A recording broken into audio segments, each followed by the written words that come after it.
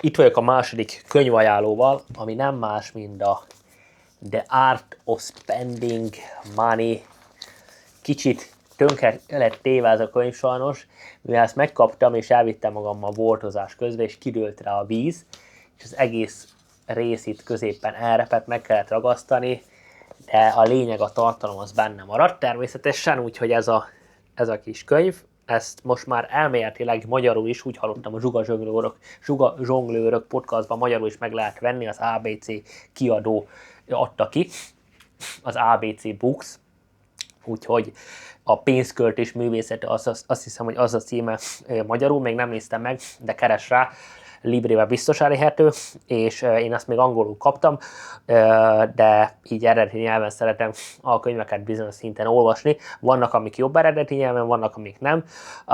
Így angolul megértek minden, de én azt vettem észre saját magamon, például, hogy azokat a könyveket, amit magyarul olvasok a saját anyanyelvemen, azt a sokkal jobban átmegy a benne lévő információ, mint hogy angolul olvasnám őket, mert azt úgymond át tudok siklani, úgymond a fő lényege. Nekem ez a könyv arra jó volt, hogy egyszer elolvassam, de szintén ez ilyen 10-ből ilyen 8-ra értékelni, mert pénzügyekről szól, voltak benne elég sok okosság, és szeretek ilyen témába olvasni, és voltak benne, amik különösen tettek, nagyon jó történetek, szóval mindenképpen érdemes elolvasni. Ez inkább olyan embereknek íródott, akik a pénzt inkább maguk megtartják, úgymond, mint ilyen nagyon takarékosak, és nagyon nehezen annak pénzt a kezükből. Ez a könyvféle nekik íródott, hogy hogyan érdemes azt a pénzt akár bizonyos szinten, persze, hogyha valamit kell venni, elkölteni. Szóval, hogy a pénzköltésnek a művészete, hogy megmarad az emberbe az, hogy félrerak, de néha azért vesz dolgokat, amit akár szeret, ha van egy hobbija, vagy van akár egy párja, vagy bárki egyéb, hogyha elmész nyaralásra, akkor ne sajnáld rá a pénzt, és itt az, hogy érdekes gondolatok voltak benne, voltak, amivel nem értettem egyet, voltak, amivel igen. Pár dolgot kiírtam, ami a könyvnek a fő metodikája, ugyebár, mint mondtam, a megtakarítás, szóval, hogy a megtakarítás mennyire fontos, és akik ezt a könyvet olvassák, szerintem ez nem kell különösen magyarázni, de kulcsfontosságú az, hogy mindig legyen megtakarításod, és azt a megtakarítást, te hogyan kategorizálod, mert sokan megtakarításnak hívják azt is, aztán, hogy mit félretesznek, valamit gyűjtenek akár valamire, és akkor van megtakarításom, de aztán végül ezt elköltik. Én azt nem megtakarításnak hívom, nekem van az a pénz, amit én úgy csinálom, nagyon, nagyon egyszerűen, jelenleg ezt így oldom, aztán még így fejlesztek én is rajta, de így el tudom mondani ebbe a saját tematikámat, ugye mondtam, hogy a részvényeket ezt minden hónapban már vásárolom, ugye már 3, lassan 4 éve, minden hónapban vásárolok részvényt. Aztán van az a rész, hogy ugye ez mellett van az a pénz, amit az ember valamire gyűjt, például én is gyűjtök például arra, hogy egy konténerházat veszek, amiről már beszéltem.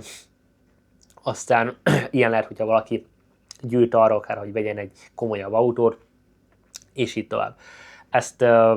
Én ezt annyira nem javaslom ilyen szempontból, hogyha nem akár egy ilyen pénzszerzési eszköz a célja, nekem is mondtam, hogy régen volt olyan gondolatom, hogy akár venni egy taxit, amivel lehet, mint egy Teslát, amivel lehet taxizni, de aztán rájöttem, hogy a taxizás az nem nekem való, így ugyebár azt is ilyen bolton keresztül, de aztán úgy döntöttem, hogy azt a részt nem valósítom meg, mert totál felesleges, szóval, hogy ugyanazt a pénzt meg tudom keresni voltozásra, és akkor minek taxizzak. Szóval, hogy azt így rájöttem, hogy azt a sztorit elengedtem, és nagyon érdekes az, hogy az embernek lehetnek megtakarítása. Arra, hogy valamire gyűjt, megtakarít. De valójában az igazi megtakarítás az, amihez nem nyúlsz hozzá. És ezt te teheted azt is, hogy valaki állampapírba teszi, valaki a párnája alatt teszi. Én azt tartom, hogy inkább én aranyat szeretek belőle vásárolni, fizikai aranyat, amit tudom, hogy akár az érték is növelhet, infláció álló az 100%, és nagyon jó érzés az, hogy van aranyad, már tudom, hogy ezt az aranyat nem fogom elkölteni, mert nem fogom bevinni valahova, hogy eladjam, azt az adott aranyat, már nagyon nehéz, életemben egyszer adtam el aranyat ilyen kereskedésbe, úgymond, hogy bevittem, de az is csak nem tudom, 200 euró értékű volt, szóval, hogy egyszer adtam el ilyet, és egyszer adtam el egy barátomnak szintén aranyat. Az már nagyobb értékű volt. De ennyi. Szóval, hogy nem az arany azzal jó, hogyha te azt akarod, azt a pénzt, hogy ne költsd el, arany meg az ezüst, a fizikairól beszélek, azért nagyon jó, mert abban 99% nem fogod te elkölteni, mert úgymond fájna tőle a szíved, hogy te azt most beváltanál, és akkor elkölteni valami kathatra veszni erről egy telefont, vagy bármi egyéb, nem. Abból más pénzből veszel te telefont, más pénzből vesz inkább autót. Szóval, hogy ez nagyon érdekes dolog, és én például így működök. És ezt nagyon preferálom, úgymond, hogy ez egy sokkal jobb opció ebből a szempontból számomra, például, hogy ezt így tudom oldani, hogy ha ilyen van, akkor kisebb összegekért, vagy akár néha nagyobb összegekért is tudok vásárolni aranyat, és az így megmarad, de ez mellett van akár olyan pénz, amit tartalékolok, meg van az a pénz, amit tudom, hogy például minden hónapban elköltök, ilyenek, ugyebár most ilyenek legfrissebb információk alapján, ugye mondtam is, hogy a voltos fizetés a pénz, amit kapok a teljesítményem után, mennyi csomagot viszek ki, vagy mennyi kaját viszek ki, az alapján ugye én azt a pénzt, azt elköltésre használom, az arra, hogy akkor abból felezem a kiadásaimat így havi szinten, szóval az erre van. Szóval ne kelljen máshoz hozzányúlni, és így tudom ezt megoldani. Szóval ez egy érdekes dolog, hogy ki mire költ, hogyan miképp csinálja, de ezt így tudod a legjobban megcsinálni, hogyha van az a pénzed, amit még én mindig úgy csinálom, és ezt lehet, ezen kéne javítanom, ezt még így átgondolás alatt, még évig szoktam ezeket a dolgokat átgondolni, ez évek óta én úgy csinálom, hogy így a nullán élek, abban a szempontból, hogy nagyon kevés pénzt tartok a bankszámlán, tényleg akár 200 eurónál is kevesebbet, és akkor ezt így mindig ugye hozzáteszek, van az a pénz, amiből persze most vásárolok, de amíg például nem volt a voltozás is, én úgy csináltam, hogy lényegében a számlán van pénz, volt egy külön számla arra, és akkor én csak abból vásároltam, és azon 200 euró van, akkor 200 euró, és akkor nem költök többet hozzá. Persze előfordul, amikor bejött egy olyan nagyobb hirtelen kiadás, akkor hozzá kellett nyúlnom például más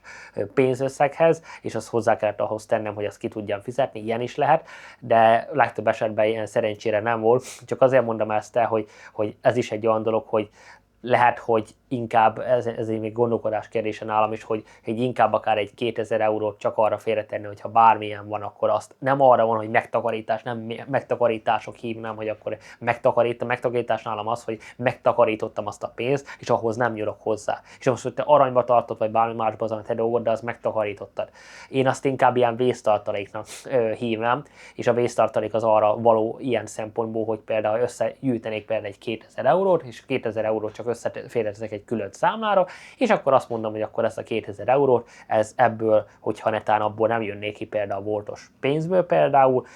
akkor ebben az esetben még abból tudok hozzá nyúlni, és lelkiismert furdalás nélkül, hogy akkor hozzá tudok nyúlni, mert tudom, az arra van, hogy ez a pénz az egyszer elköltésre kerül, csak lehet most, lehet későbbiekben, vagy lehet csak 10 év múlva, de ez a pénz az elköltésre kerül. Szóval ez még ilyen kérdője, most évvégén mondom, minden ilyen pénzügyes, meg amúgy mindig ilyenkor leülök karácsonykor, minden átgondolom, ez a kedvenc részem az évben, szóval ezt nagyon élvezem, nagyon szeretem, és mindig átgondolom, mit lehet hogyan jobban csinálni. Idejében rengeteget fejlődtem a pénzügyekbe, sok mindenbe tényleg, de viszont még bőven, mert mindig lehet hova fejlődni, számomra ez egy ilyen zavaró tényező volt, hogy ezt így, hogy mindig kevés pénz van a számlán, és nem csak azért, hogy legyen, hanem tudjam, hogy van ott egy ilyen vésztartalék, és akkor ne például más pénzekhez kelljen hozzányúlni, amihez nem akarok. Jó, úgyhogy ez egy ilyen kérdés, mert ugye sok pénzt én mindig befektetek, de kevés az a likvid tőke, ami megmarad, és hogyha néha nem elég az a likvid tőke, ami kell, már túl alábecsülöm a dolgokat, akkor előfordul az, hogy más pénzhez kell hozzányúlni, nem a részvénybefektetések, hanem más például a megtakarításhoz, és az nem jó ilyen szempontból, számomra az úgy javítandó dolog, azért gondolkoztam egy ilyen vésztartalékon, ami jelenleg nekem nincs kiépítve, mert mondom, hogy ezért mindig kevés pénzt tartok a számlán, úgyhogy ez szerintem egy ilyen javítandó dolog, de ezt még átgondolom, lesz rá időm, úgyhogy most mai nap az a vasárnap van, ma megyek még, vagy tervezek még menni voltozni, mert attól függ, hogyan végzek, de most van 14:34, még egy videót meg akarok vágni, vagy még ezeket pár dolgot elrendezni, pár e-mailt, aztán utána megyek Pozsonyba, meg lenyomom úgymond a műszakomat, amit akartam, és aztán utána most már csak talán évvégén megyek újra, mert most pont úgy jön ki a dolog, hogy megyek 3 napra a születésnapra, lesz a karácsonyi időszak, akkor 3 napig nem dolgozok, úgyhogy ezek most max majd a 30-án, de az még kiderül, hogy még azt megnézem, szóval, hogy lehet aztán már csak januárban megyek, mert 31-én is meg vagyok hívva szilveszterre, szóval akkor sem megyek, max még az a 30-án nálam az játszik, úgyhogy ez még kiderül. A lényeg az, hogy mai nap még megyek. Úgyhogy a könyvben ezek voltak felírva, aztán utána volt ez, hogy lényegében itt több dolgot is felírtam például, hogy az ember az, inkább így mutatom, már csináltam róla a fényképet, több fényképet is végigcsináltam, hogy így még jobban el tudjam mondani nektek, hogy például egyik legértékesebb pénzügyi eszközünk az, hogy nem akarunk lenyűgözni másokat is. Ez mennyire fontos gondolat benne, hogy sokan le akarunk, vagy a legtöbb ember, szinte mindenki, nagy eséllyel mindenki le akar nyűgözni a másikat. Hogyha nekem szebb autóm van, akkor én nagyobb csávó vagyok, és így tovább. Ha nekem szebb házam van, nagyobb kerítésem, akkor én valamivel nagyobb vagyok, mint a másik. És nem azért, hogy te most valami különlegesen, hanem az ember így működik, hogy meg akarja mutatni, hogy nekem több vagy, én jobb vagyok, én többet érek, és így tovább. Ez természetes emberi ösztönebben semmi probléma nincs, csak ezt meg kell tudni helyen kezelni, hogy ne azért vegyünk drágább vagy szebb autót, vagy drágább, nagyobb házat, mert én le akarok nyűgözni valakit, hanem azért, mert például nem tudom, van 10 gyerekem, és akkor azért lakok, nem tudom, 250 négyzetméteres házam, mert abba akarok lakni, hogy elférjünk. És nem azért veszek 250 méteres házat, mert én most egyedül lakok, és akkor csak azért, hogy nekem legyen. Vagy legyen ketten a feleségemnek, érted? Szóval, hogy ez egy nagyon-nagyon fontos dolog, hogy mindig azért vegyünk, mert arra a dolog, az a dolog kell nekünk, szükségünk van rá, mert a életünkhöz elengedhetetlen, és ne azért, mert most el tudja mondani, nekem van a legnagyobb házam például az utcában, vagy nekem van a legdrágább autóm a barátaim között, és itt tovább. Szóval ez nagyon-nagyon fontos, hogy abból is meg lehet tanálni, autóból is meg lehet, és majd mondtam 1400, ugye széttörött a Peugeot 205, 406-os Peugeot,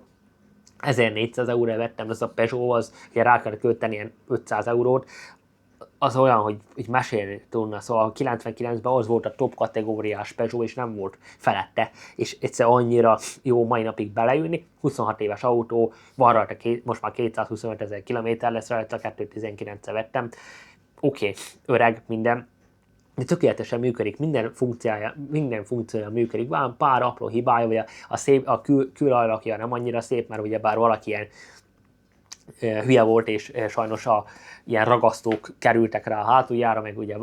ami ragasztóval lehet volna szórva, ilyen ragasztós festékkel, ilyen hülyén vannak rajta ilyen hibák, vagy hátuljához szerintem belementek hátulról, és akkor van rajta ilyen látni, hogy nem egyenesen állt egyik része. Még ilyen kis apróság, de engem ez annyira nem zavar, meg ha akarnám, akkor ki lehet javítani, most azért 500 eurót nem fog ilyenre rászárni, mert amúgy leszarom, szóval, hogy így tud működni, szóval, hogy nem akarok így lenyűgözni ember másokat, de én is le akartam régen, amikor volt Jaguárom, és a Jaguárt azért vettem, fú, milyen menő, és akkor vissza fognak fordulni az utcán, és itt el. Ezért vettem én is, hogy legyen egy ilyen Jaguár, és hát tudjam mondani, hogy nekem van egy Jaguárom, az kevés embernek van, az hogy tetszett, de valójában azért volt, hogy az másokat lenyűgözzek. És oké, még szerencsésre ki tudtam belőle szállni, de így átgondolva totál felesleges, minek? Meg azt az autót akkor nem is engedhettem volna meg magamnak, érted? De megvettem csak azért, hogy legyen. Szóval ez nagyon érdekes dolog, és az emberek így működnek, és erre magattól rá kell jönni, és valaki sose jön rá erre, valakinek eltelik 10 év, amire rájön, és elveszti mindenit, és itt tovább, szóval, hogy ne akarjunk azért venni valamit, vagy például, amit mondtam is, hogy én veszek, nekem nagyon-nagyon kevés ruhám van, de amit veszek, azok tényleg jó minőség, és nem drága, árérték arányban jó minőségű, de azt tudom használni sokáig. Aztán, hogyha tönkre megy, kidobom, veszek el megint másokat, de nem vásárolok össze 300 ruhát csak azért, hogy legyen, hogy mindig más vessek fel, ez egy ökölség. Szóval, hogy az ember fejében sok esetben ez van például. Jó, aztán itt van, hogyha például mi a különbség a gazdag és a vagyonos között, ugye, szintén nagyon fontos, hogy aki gazdag, az ide is van írva, hogy ezáltal ugyebár megvan neki az a szabadság, aki vagyonos. Ő neki a szabadság a lényeg, és többit még leszalja. Aki gazdag, az gazdagnak sok esetben látszani, akkor ilyen külsős dolgokban mutassa meg, hogy ő gazdag, de valójában nem szabad, mert valamihez van kötődve. Sok emberek, akár alkalmazotti stádiumban, vagy bármi más stádiumban is sok esetben felvesznek nagyobb összegű leasinget, hitelt arra, hogy egy drágább autót vegyenek például, csak azért, hogy legyen nekik, hogy fenntartsák ezt a látszatot,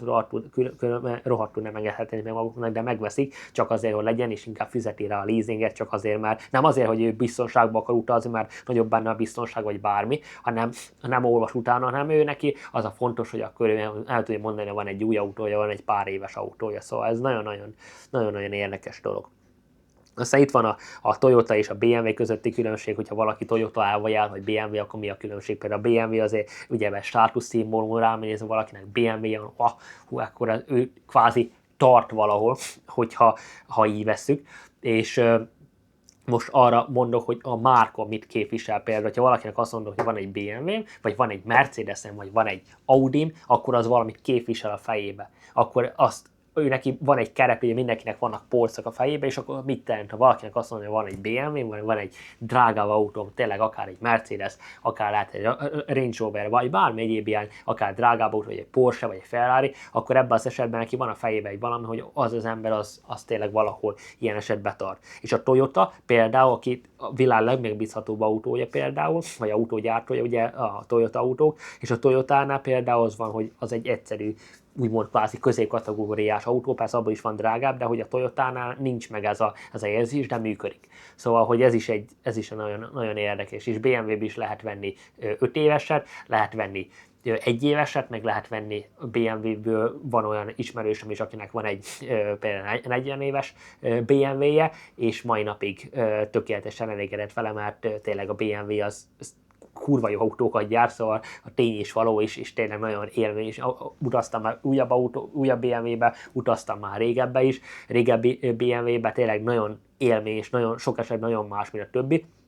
Csak azt akartam itt a költő is ezzel kifejteni, hogy neked te azért veszel autót, hogy egy státusz legyen, vagy azért veszel autót, hogy például egy eszköz legyen arra, hogy A-ból B-be juss. És a Toyota erre tökéletes, hogy A-ból B-be jut, de ha státuszt akarsz venni, akkor nem lehet az megvenni, akkor egy BMW-t kell venni. Szóval, hogy neked mi a fontos, és ezt erre tudod engedni, hogy akkor te azért veszel egy autót, hogy neked az egy státusz legyen, úgyhogy ez egy érdekes gondolat. És volt benne egy nagyon történet, ami nagyon tetszett, aztán lassan vége a videónak, az a Frank Lucasról szólt, aki 1900-as évek elején egy ilyen heroin üzletet épített fel, egy ilyen birodalmat inkább New York Citybe, és ilyen $1 millió keresett naponta. És az illetően nagyon ilyen low budgeten élt, szóval nagyon ilyen minimális életszínvonalon élt, nem is tudták róla szinte az emberek, hogy gazdag, hogy mennyi pénzt keres, és egész addig a képig, hogy ezt hívják ilyen social debtnek, ilyen társadalmi tartozások, úgymond, hogy volt egyszer egy ilyen híres, azt hiszem ide is van írva, hogy ja igen, volt egy ilyen Fight of the Center, ugye a évszázadnak a 1971-ben évszázadnak ilyen boxmeccse, ilyen gálája, és igen, ahol a Muhammad Ali és a Joe Frazier boxolt, és lényegében az illető így engedve ennek a társadalmi nyomások, én legjobban itt tudjam mondani, ő lényegében egy ilyen nagyon drága $100,000 chinchilla bundából jött oda, egy első sorba ült, ugye ott vett egyet, minden, és lényegében addig senki nem ismerte őt. Senki nem tudta, mennyi pénze van, semmit nem tudtak róla, ugye, és oda ment az illető, és lényegében ott voltak a riporterek, ugyebár mindenki, és mindenki róla beszél, mindenki vele akart fotózkodni, meg minden, és lényegében akkor nem ismerte senki. Másnapra ott volt a címlapokon, mindenben nagyon híres volt, hogy megismerték az emberek, hogy ki ez a gazdag ember, de nem csak a média ismerte meg, hanem a rendőrség is, és akkor az a New York Police Department ez elkezdett utána nyomozni, és kiderítette, mivel foglalkozok, aztán lecsukták, azt hiszem, hogy elkapták, és lényegében igen, sentenced to 70 years in prison, szóval, hogy 70 évre elítélték idiótát, azért, mert lényegében eddig ilyen a radar alatt élt, és senki nem tudta, hogy nyugodtan. Nézzétek meg a Breaking Bad-et, és akkor ott van ez a Gustavo Fink például az is tényleg ilyen nagyon low budget, csak ő meg is tudta tartani, 20 éven keresztül csinálta azt, hogy ilyen drogba ugyebár ilyen senki nem tudta szinte ki az élet, hogy mekkora hatalma van, mekkora pénze van, és lényegében ő ezt tudta oldani, mert nagyon kusba volt, nagyon, nagyon csöndbe volt, és senki nem tudta, hogy ki ő, vagy mi után megy, vagy hogy mekkora birodalom van alatta, és mindig fontos, hogy kusba maradni, és ez egy nagyon-nagyon egyik legfontosabb dolog, hogy és van egy ilyen része is, hogy a könyvben ezt fel is írtam, hogy rich and anonymous, hogy a legfontosabb az, hogy valójában akkor tudsz igazán vagyonos ember lenni, és akkor mondhatod igazán magadnak sikeresnek, hogyha gazdag is tudtál maradni, de ez már ismeretlen is. Hogy senki nem tudja valójában, hogy te mennyire gazdag vagy, hanem kusba vagy. És max az a pár baráti kör, vagy az a pár barátod az esetleg tudja, vagy a közelbbi ismerőség körül, de valójában kusba vagy, és nem pofázod ki a világ, nem teszed ezt eszedet autókkal, nem teszed ezt eszedet házokkal, luxusutazásokkal, vagy bármi egyébben, ami valójában neked nincs is szükséged, csak az a társadalmi nyomás ez megmutassa, vagy megkülönböztető, hogy akkor te oda elmenjél, vagy például volt olyan illető, akivel még annó régebben, még talán 4-5 éve beszéltem, hogy lényegében nem is engedhette volna meg magának arra, hogy elmenjen például Dubajba, van az a Atlantis Hotel, ugye ez a nagyon híres hotel, ilyen, mondta ő nagyon eldicsekedett, hogy ilyen 5-6 ezer eurót elköltött ott, csak azért, hogy nem tudom, 2 vagy 3 éjszakát elköltöttek ott a barátnével, és eldicsekedte ezt, és valójában nem is engedhette volna meg magának, de ezt így elmondta, és nem csak nekem, ezt én úgy dicsekedte, hogy ezt pont hallottam, mert egy ilyen illető volt, aki ott a városban, ahol akkor annó laktam, ott így mesélte több emberek, ezt pont akkor hallottam, és nagyon érdekes, hogy ő ezt így ilyen jó, így elmond, de valahogy úgymond úgy jött le ez a dolog, hogy akkor ő ezt így úgy elköltötte, csak azért, hogy akkor elmondhassa, hogy ott járt. Érted a rossz részét ennek, hogy valójában úgy rohadt, neki nem volt arra szükség, hogy elmenjen és hogy elkölti a pénzét, és csak azért, hogy elmenjen, mert valójában nem az élménye, mert nem Dubaj ment el, csak azért, hogy elmondhassa, hogy ott jár, és kirakhassa róla a képet, érted? És ez hatalmas különbség, és ha valaki ezek szerint az életét, akkor nagyon nehezen fog tudni sikeres lenni, még ha sikeres lesz pénzbe is, akkor is mindig ott lesz neki az a nyomás, hogy baszki, meg kell felelnem a társadalomnak, érted? Ez a társadalmi nyomás ott lesz felette, hogy tőlem azt várják, hogy én drága autóval járok, tőlem azt várják, hogy ez meg az legyen, mert én ilyen és ilyen céget vagy ekkor is ilyen hatalmat értem el, érted? És pont ez a lényeg, hogyha ezt ráteszik, mindent a csávó is rátették, ő ugye már rossz üzletbe utazott, de a lényeg azon van, hogy rátették ezt a nyomást, és ő engedett ennek a nyomásnak, ha lett volna igazán tökös, és azt mondja, lesz és szarom, elmegyek oda, hátsó sorba veszek egyet, a legolcsóbb egyszerű egyet megveszem, megnézem ezért aztán hazakullogok, mai napig ott lenne a leggazdag emberek között, és elvették a legfontosabb részét a idiótának, az a szabadságát. Érted? A szabadságát vették el neki, mert megkockáztatta azáltal. Nem a drog meg ez volt a probléma, hanem a probléma az volt, hogy engednek a társadalmi nyomásnak, hogy bemutatta, hogy úgy van. Mindig én azt tartom, hogy és ezt így a utóbbi években kezdtem el alkalmazni, de mindig legyél a vagyononnak valójában 5%-án élj, amit megengedhetné magadnak, annak az 5%-án élj. És ha ezt betartod, vagy mondhatnánk azt is, hogy akár nagyobb halaknál, akár 1%-án is élj, és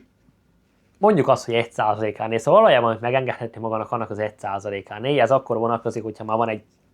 200-300-400 ezer dolláros vagyonod, hogy annak az 1%-án élj.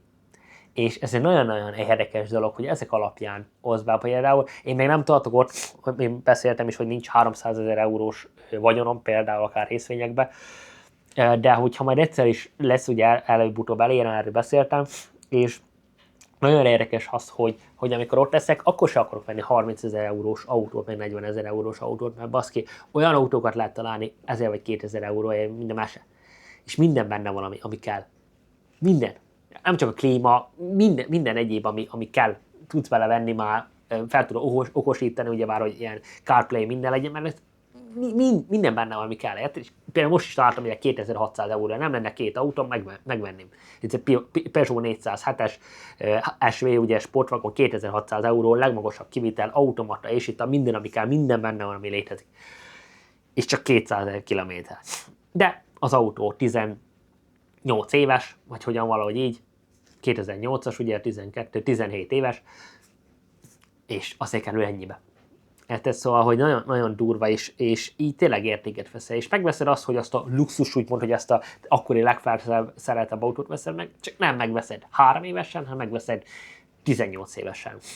Ennyi a különbség. Szóval nagyon érdekes, és nagyon érdekes az élet, és számomra ez egy ilyen, hogy akiknek tényleg akár ilyen több százezer dolláros, de inkább azt mondom, hogy 300 000 dollár feletti vagyona, vagy 300 000 euró feletti vagyona van, számoljuk így, tényleg, ha betartja azt, hogy a vagyonáka valójában 1%-ában él, az egyszerűen hihetetlenül kapuk nyílnak ki előtte, abból a szempontból, hogy legyőzi ezt a legnagyobb ellenségünket, minden embernek ez a legnagyobb ellensége, a társadalmi nyomás. És ha ennek nem engedsz, és nem engedsz, hogy azért neked csak azért vegyél valamit, hogy másodnak megfelelj, akkor szabad ember vagy, és soha nem tud senki sem baszogatni téged, és sokkal kisebb összegekből is el tudod érni a szabadságot. Legyen ez a végszó, találkozunk a következő videóban. The Art of Spending Money, olvasd el, most már meg tudom magyarul is venni, a pénzköltés művészete, és találkozunk a legközelebb ilyen könyves videóba is.